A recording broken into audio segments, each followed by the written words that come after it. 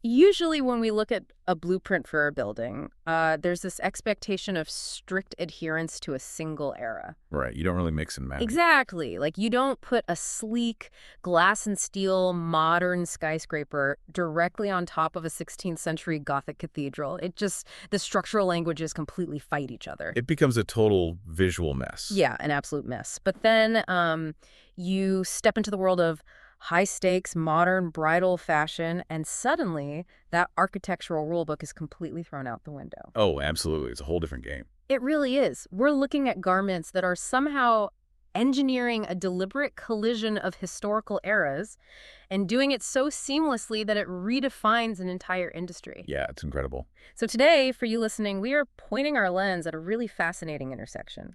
We're looking at the mechanics of modern bridal design and the blueprint of incredible small business success. Because the two are so deeply connected here. They really are. For anyone listening who loves dissecting how a product is actually built or, how a local family-owned business manages to conquer the national stage, this deep dive is for you. It's a great case study. We are examining one specific wedding gown. It's the Nixie, designed by Madi Lane, and the powerhouse local boutique that champions it, which is Darianna Bridal and Tuxedo in Warrenton, Pennsylvania. We basically have two parallel tracks running through our sources today. On one side, we have the physical construction of a garment that has to solve a nearly impossible design problem for the modern consumer. Right. And on the other side, we're looking at the architecture of a brick-and-mortar retail business, one that is redefining what it means to be a local shop in this highly digital, hyper-competitive age. Because they're both solving the same problem. Exactly. Both the dress and the store are figuring out how do you honor tradition while operating entirely in the modern world. Okay, let's unpack this, starting with the dress itself, the Nixie. Ah, yes, the Nixie. When I was reading through our sources on this gown, my first thought was that designing this dress sounds like putting a cutting-edge smartphone inside a vintage leather case. Oh, I like that analogy. Thanks. Because you have these incredibly distinct, almost conflicting structural elements. On one hand, you have what the sources call trending features. Right, the modern touches. Yeah, we're talking about a modest straight neckline, thicker shoulder straps, and a slight basque waist. And I actually want to pause on that basque waist for a second. It's a very specific choice. It is, because historically that's a technique where the waistline drops down in a V or U shape to elongate the torso. It creates a very dramatic, almost regal posture. Yes, very structured. But then you have these highly traditional elements layered right on top of it. An A-line silhouette, buttons running all the way down the back and the full length of the train, and this massive cathedral train edged in delicate lace. Which is incredibly classic. Right, so I have to push back on the physics of this design. How do inherently modern aggressive elements like the sources specifically mention a bodice layered with exposed boning? Yes, the exposed corsetry. Yeah. How does exposed corsetry not aggressively clash with a traditional cathedral train and delicate floral lace? I mean, exposed boning is like a high-performance chassis. It's rigid, it's modern. How is that street legal for a traditional church wedding? Well, what's fascinating here is that the clash is entirely intentional, but it relies on a very specific mechanical diffuser to make it work. A diffuser? Like what? You mentioned the exposed boning acting like a rigid chassis. Yeah. The designer, Madi Lane, which, by the way, is an Australian brand known for a design philosophy rooted in nature and femininity. Right, the nature aesthetic. Exactly. They understand that raw structure is just too aggressive on its own. So they use the floral lace and beaded motifs as the luxury panel. I see. Yeah, they cover that exposed bodice entirely in organic shapes and sparkle.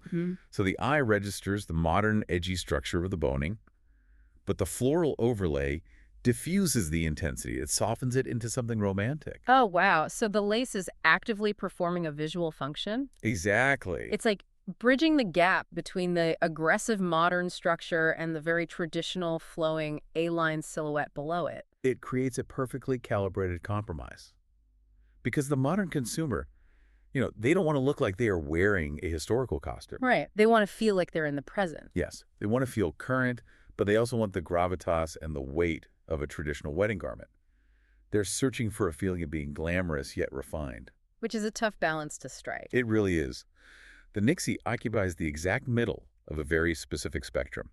The sources illustrate this beautifully by looking at the sister brands carried by Darianna Bridal. Oh, yeah, the other brands they stock. Right.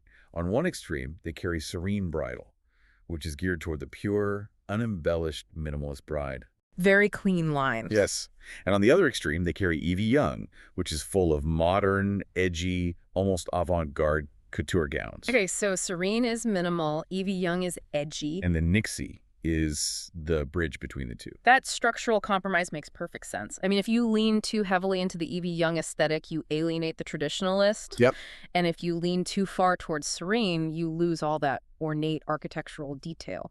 But if we follow that logic, if you engineer a garment that successfully bridges different historical eras and aesthetics... It has to do more than just look good. Right. The logical next step is that it has to bridge physical environments, too. And that is the ultimate test of the design's utility. Here's where it gets really interesting. Because I was looking at the physical venues this dress is recommended for, and I am genuinely struggling to see how one single garment works for all of them. It seems like a stretch at first glance. Totally. The sources say the Nixie is a perfect match for grand, modern architectural spaces in Philadelphia, like the College of Physicians or the BOK building. Grand spaces, yeah. Which I can visualize. It's also matched for sprawling estate venues like Elstow Manor at the Elkins Estate. That makes sense for a massive cathedral train. Definitely. But then, and this is where I got stuck, the text claims it works for a casual, intimate dinner venue like Osteria, Philly. Wait, is a dress really one size fits all for any location? You're wondering how it fits in a small room. Yeah. Wearing a massive, heavily detailed cathedral train to an intimate candlelit dinner at an osteria seems like it might be totally overpowering. I mean, maybe even a hazard. For sure. How does that actually work in practice without looking ridiculous? Well, that skepticism is entirely warranted if we view a wedding dress as a static object. Okay, but it's not static. Right. The secret to the Nixie isn't that the visible fabric magically shrinks. It's how the styling alters the context of the garment. Styling. Yeah, what we are seeing in modern bridal fashion and what this dress exemplifies so well is a major shift toward adaptable modularity. The Nixie acts as a foundational canvas rather than a finished, unchangeable sculpture. Modularity. You mean treating the dress like a luxury transformer? Essentially, yes. Think about the seasonal adaptability outlined in the sources. Oh, right, the seasons. If a bride gets married in the spring or summer, the styling strips away heavy accessories. The airy, lightweight skirt and the open front and back necklines take center stage. So it feels breezy and light? Exactly.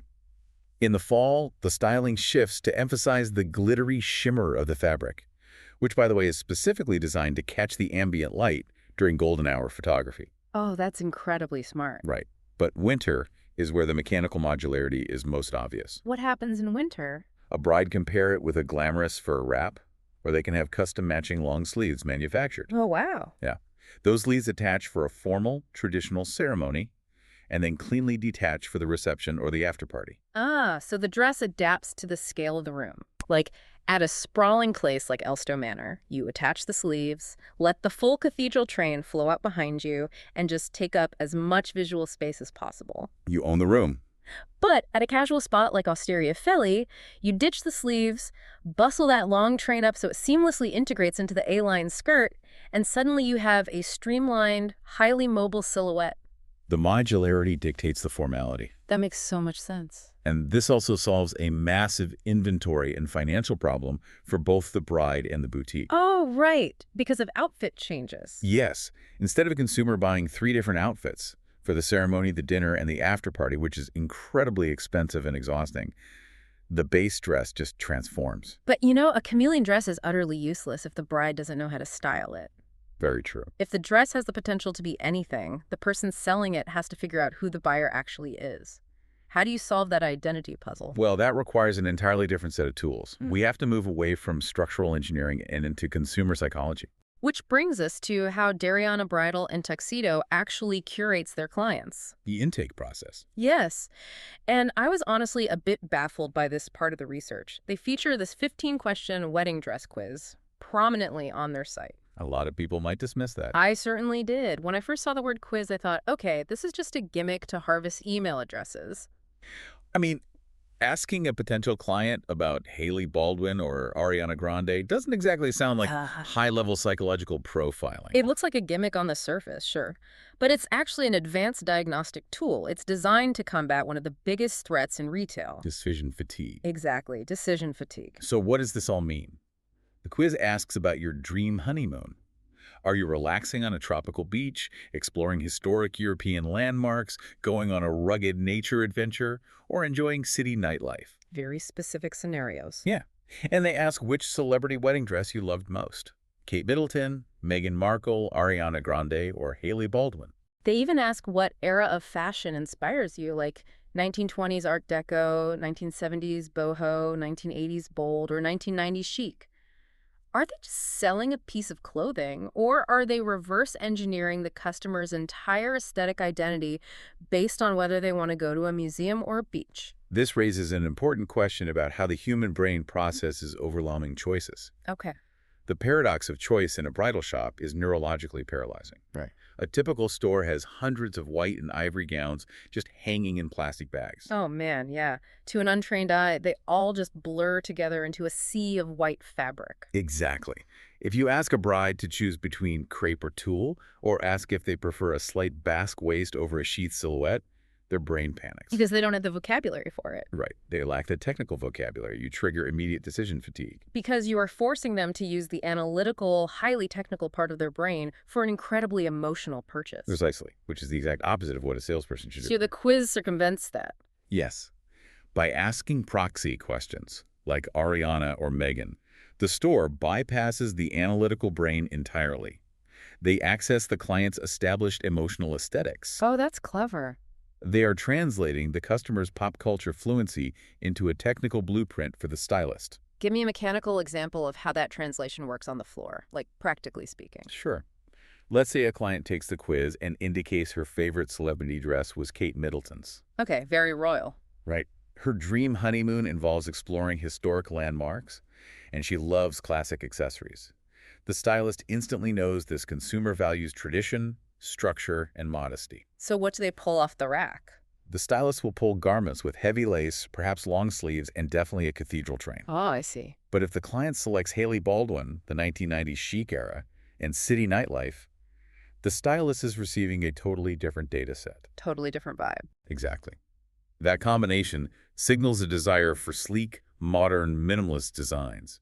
The stylist knows to completely avoid heavy beadwork and instead pull crepe or satin fabrics with clean architectural lines. So they are gathering highly specific technical data, like preferred fabrics, budget ranges from under $1,000 to over $3,000, and accessory preferences. Flower crowns versus modern headpieces. Say. Right. And they're doing it all without ever making the customer feel like they are taking a high school geometry test. It proves the immense, irreplaceable value of a curated retail environment. You aren't just scrolling endlessly through an online catalog hoping you guess the right fabric. You're being diagnosed. Yes, expertly diagnosed and guided. And Darianna Bridal takes that diagnostic data and applies it to the entire event, not just the bride. The sources make a huge point of that. They are outfitting the entire ecosystem of the wedding. Which is a huge logistical undertaking. Yeah, they carry tuxedos and suits ranging from traditional black and blue to highly specific trends like burgundy and earth tones. They even have a comprehensive survival guide and dress selection for the mothers of the bride and groom. The sources mention they carry specific designer brands for them like Adriana Papel, Montage, and La Femme. It's a full-service operation. They aren't just selling a dress. They are constructing the entire visual landscape of the day to ensure, the groom's earth tone suit doesn't visually clash with the bride's Madi Lane gown. But curating a modular dress, reverse engineering a client's psychology, and coordinating the wardrobes of a dozen different family members, that requires a massive, flawless logistical framework. Right, because a great quiz is useless if the business operations behind it are chaotic. Exactly. And this is the part of the deep dive that legitimately fascinated me, because the scale of their operational success seems completely disproportionate to their physical footprint. It really does. We are talking about a business founded in January 2013 by Franco and Wendy Salerno.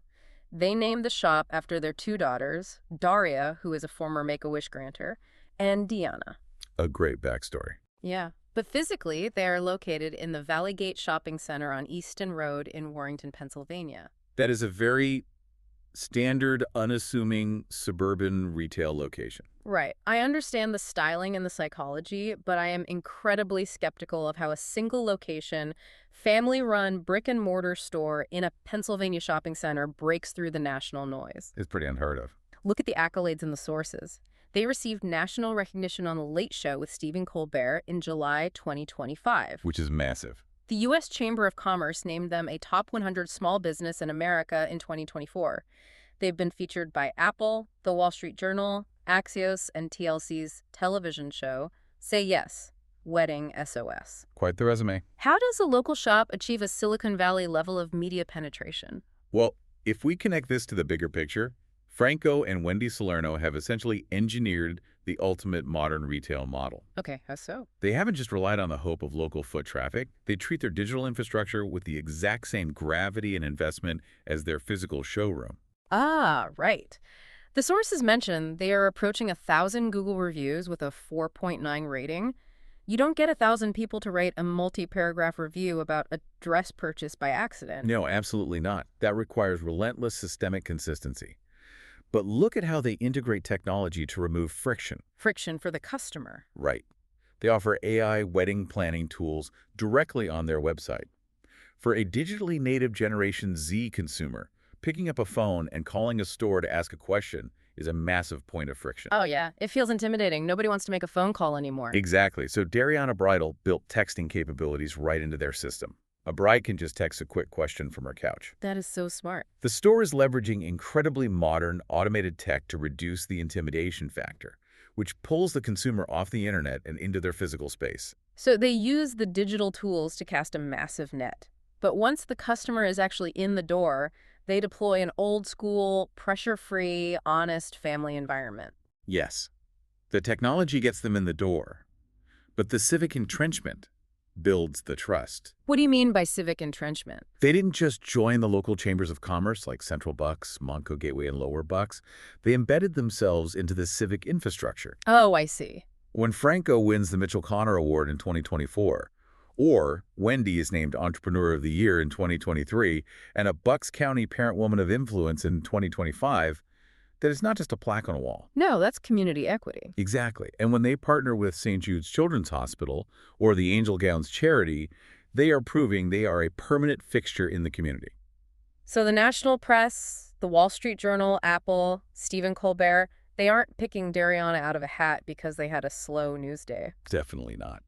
They are recognizing a business that has perfected the omni-channel approach before most small businesses even knew what that word meant. Spot on. They have the deep, trusting community roots of a 1950s Main Street shop combined with the aggressive digital infrastructure of a modern tech startup.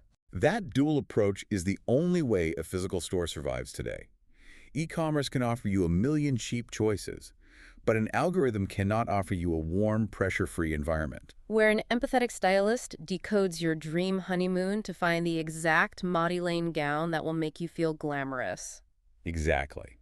On the flip side, a purely local shop might offer great customer service, but without the SEO, the 1,000 Google reviews, and the AI texting tools, they just fade into total obscurity. Right. Nobody can find them. Darianna Bridal mastered both ends of the spectrum. It's that concept of structural balance all over again.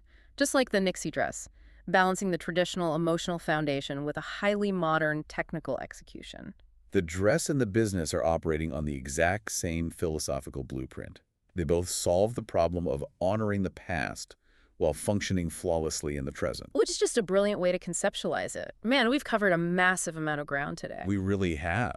We started with the intricate architecture of the Madi Lane Nixie gown, exploring how the collision of exposed, rigid boning and delicate floral lace creates a perfect mechanical harmony of trend and tradition.